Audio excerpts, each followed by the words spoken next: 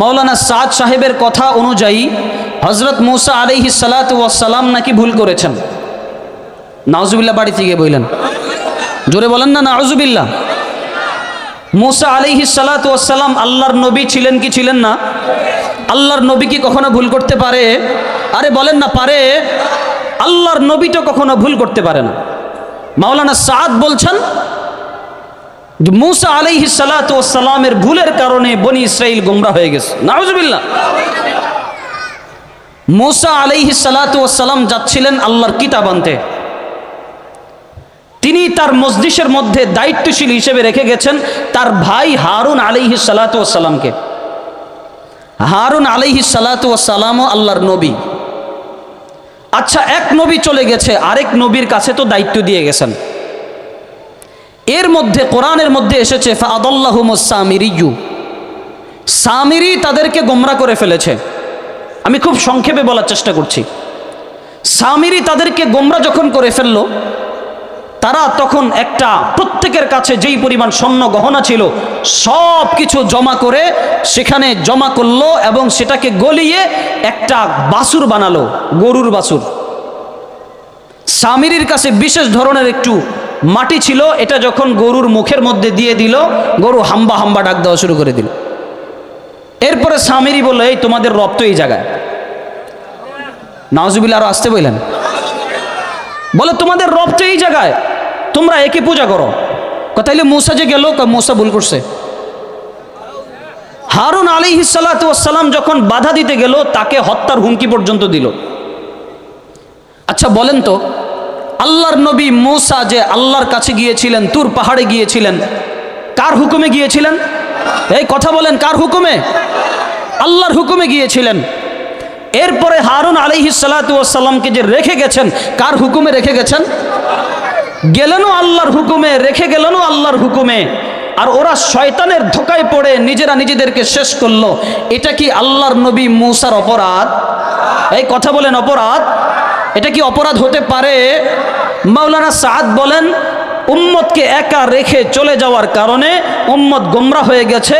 এই গোমরা হওয়ার পুরা দায়ভার নাকি আল্লাহর নবী মুসার উপরে। নাউজুবিল্লাহ। আচ্ছা বলেন তো, কেউ যদি নবীর ব্যাপারে এই চিন্তা করে, এই ধারণা করে, তার ঈমান কি ঠিক থাকবে? বলেন না, থাকবে? এরপরে আসেন, শুধু তাই নয়,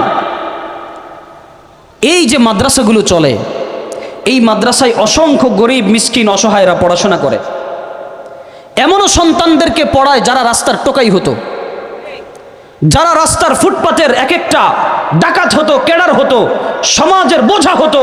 ওলামায়ে কেরামরা মানুষদের কাছ থেকে জাকাতের টাকা, সদকার টাকা, মানুষদের দানের মাধ্যমে এই সমস্ত সন্তানগুলোকে সুশিক্ষায় শিক্ষিত করে আলেম হিসেবে জাতির সামনে উপহার দেয়। ঠিক না?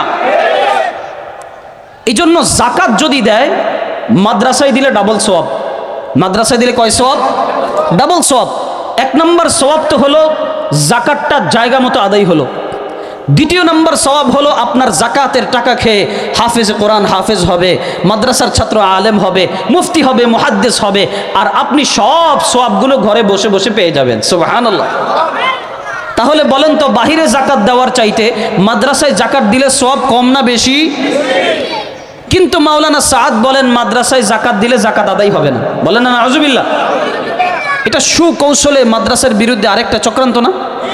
আমাদের দেশের চামড়া ব্যবসায়ীরা চক্রান্ত করে। একটা সময় চামড়া বিক্রি করলে অনেক টাকা পয়সা আসতো মাদ্রাসায়, যেটা দিয়ে পুরো বছর গরিব বাচ্চারা, অসহায়রা দ্বিধার্সে খেয়ে যেতে পারতো, কোনো সমস্যা হতো না। কিন্তু তারা চিন্তা করলো, সিন্ডিকেট তৈরি করে চামড়ার দাম দিয়েছে কমিয়ে। এখন ওরা চিন্তা করেছে, চামড়ার দাম কমিয়ে দিলে মনে হয় মাদ্রাসার লিল্লা বোর্ডিংগুলো বন্ধ হয়ে যাবে। ওরা জানে না, তোমরা চামড়াকে সিন্ডিকেট করে বন্ধ করতে পারো, আমার আল্লাহর খাজানা বন্ধ করতে পারবা না। ঠিক না? তো মাওলানা সাদ তাদের সাথে হাতে হাত মিলিয়ে এই কথা বলা শুরু করে দিল যে এই যে মাদ্রাসা দেখতে পাচ্ছি, এটার মধ্যে জাকাত দিলে জাকাত আদায় হবে না। বলেন না নাউজুবিল্লাহ। আর জাকাত দিতে হয় অসহায়কে, মিসকিনকে। অসহায় মিসকিন যদি 100% খুঁজতে যান, মাদ্রাসায় যাওয়া লাগবে আপনার। কারণ মিসকিন কাকে বলে? আগামী বেলা সে কি খাবে সে জানে না, এটা হলো মিসকিন। ওই ব্যক্তি মিসকিন না, যে ব্যক্তির ঘর বাড়ি আছে, চলার মতো সামর্থ্য আছে, সে মিসকিন না। আল্লাহ রসুল সাল্লাল্লাহু আলাইহি ওয়াসাল্লাম ওনাকে এক সাহাবী প্রশ্ন করলেন, ইয়া রসুল আল্লাহ, আপনি তো বললেন গরিবরা ধনীদের 500 বছর আগে জান্নাতে যাবে। এই কত বছর আগে? ধনীদের 500 বছর আগে জান্নাতে যাবে গরিবরা। এক সাহাবী বলে, ইয়া রসুল আল্লাহ, আমি কি গরিব? বলে, তোমার কি আছে? বলে, একটা ঘর আছে। আর কি আছে? কয়েকটা স্ত্রী আছে। তো ঘর আছে, স্ত্রী আছে, তাইলে তুমি বড় লোক। তাইলে তুমি কি বড় লোক? আপনি কল্পনা করতে পারেন, ঘর আছে, স্ত্রী আছে, তাইলে তুমি কি বড় লোক। তাহলে ওই হিসাব করতে গেলে গরিব খুঁজে পাওয়া যাবে? এই কথা বলেন না যাবে? হাতে গোনা দুই একটা পাইতে পারেন। মাদ্রাসায় যান আপনি, ওই ছেলের না ঘর আছে, না বাড়ি আছে, না পরিবার আছে। যদিও পরিবার থেকে থাকে, তার খোঁজ খবর নিতে পারছে না, নেয়ও না অনেকের। ও তো হক্কানি মিসকিন। ওস্তাদ যদি তার জন্য খাবার রান্না করে, সে খাবার পাবে। যদি ওস্তাদ খাবার রান্না না করে, সে খাবার পাবে না। তাইলে বলেন তো, জাকাতটা এখানে দেওয়ার চাইতে উত্তম কোনো জায়গা চোখে পড়ে? আমার তো পড়ে না। আপনি আমাদের বাসার কাজের মেয়েকে দিবেন, দেখবেন যে কানের মধ্যে দুল আছে, দেখবেন যে নাকের মধ্যে দুল আছে, সব কিছুর মধ্যে এভাবে দুল টুল পড়ে রেখে দিয়েছে।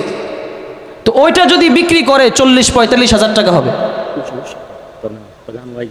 বসেন, সমস্যা কি? স্লোগান বসেন আপনি। আশ্চর্য বিষয়, আলোচনা চলতেছে না। দিনের কথা যখন চলবে, দিনের কথা চলতে থাকবে। স্লোগান কি দিনের কথার চাইতে বেশি দামি? এই কথা বলেন, বেশি দামি? বেশি দামি না। দিনের কথা চলতে থাকবে, ওয়াইজ আসবেন, তিনি আলোচনা করবেন ইনশাআল্লাহ।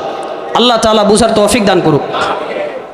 এবার আসেন, তাহলে যদি আমরা দেখি মাদ্রাসার মধ্যে যদি আমরা জাকাত দেই, জাকাতটা ঠিকমতো আদায় হবে। কিন্তু মাওলানা সাআদ হাদাহুল্লাহ তিনি এই কথা বলেন যে না, মাদ্রাসার মধ্যে জাকাত দিলে জাকাত আদায় হবে না। সুকৌশলে মানুষদেরকে ধোঁকা দিচ্ছে। কথা বলেন ঠিক কিনা? তিনি আরেকটা কথা বলেন, মাদ্রাসার মধ্যে দিন শিক্ষা দিয়ে, ইমাম সাহেব নামাজ পড়িয়ে, মুয়াজ্জিন সাহেব আজান দিয়ে যেই বেতন নেয়, এই বেতন নাকি বেশ্যা যে পতিতালয় থাকে, ওই পতিতালয়ের যেই টাকা বেশ্যা অর্জন করে, তার চাইতেও নাকি এই টাকা অনেক খারাপ। নাউজুবিল্লাহ আসছে বললেন। আপনি কল্পনা করতে পারেন কিসের সাথে কি তুলনা দিল? কিসের সাথে কি তুলনা দিল? আপনি খেয়াল করেন তো। আচ্ছা, ইমাম সাহেব যদি না থাকেন, মুয়াজ্জিন সাহেব যদি না থাকেন, নিয়মতান্ত্রিকভাবে মসজিদে আজান হবে? এই কথা বলেন, আজান হবে? ইমাম সাহেব নিয়মতান্ত্রিক যদি না থাকে, মসজিদে কি নামাজ হবে? হবে না তো। এক বেলা হবে, 2 বেলা হবে, 3 বেলা?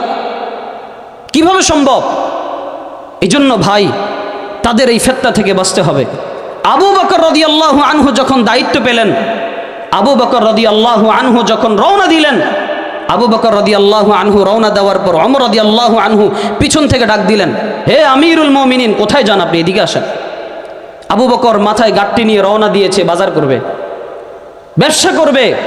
আবু বকর বললেন যে আমার তো বাচ্চা কাচ্চাকে লালন পালন করা লাগবে, আমার তো বিবি বাল বাচ্চাকে খাওয়ানো লাগবে, তো আমি যদি ব্যবসা না করি কিভাবে চলবে? আবু বকর রাদিয়াল্লাহু আনহুকে ওমর রাদিয়াল্লাহু আনহু বললেন, আপনার এটার চাইতেও আরো গুরুত্বপূর্ণ কাজ রয়ে গেছে। আপনার ভরণ পোষণ হবে বাইতুল মাল থেকে, মুসলমানদের সম্পদ থেকে আপনার ভরণ পোষণের ব্যবস্থা করা হবে।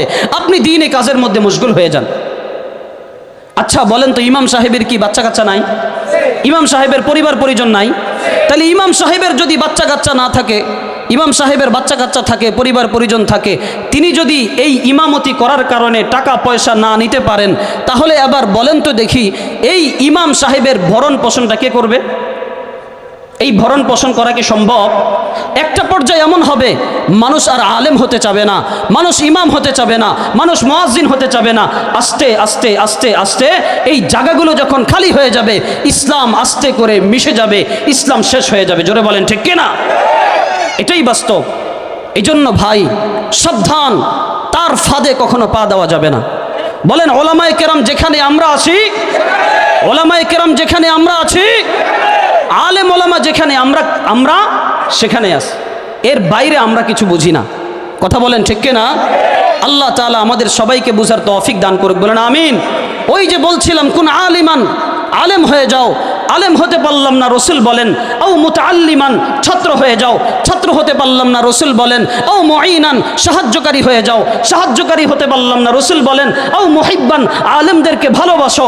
আলেমদেরকে যদি ভালো নাও বাসতে পারি, রসুল বলেন ওয়ালা তাকুন খামিসা, খবরদার পঞ্চম নাম্বার হয়েও না, আলেম বিদ্বেষী হয়েও না। যদি আলেম বিদ্বেষী হও, দুনিয়াও বরবাদ, আখিরাতও বরবাদ। আল্লাহ তাআলা আমাদের সবাইকে বুঝার তৌফিক দান করুক, বলেন আমিন।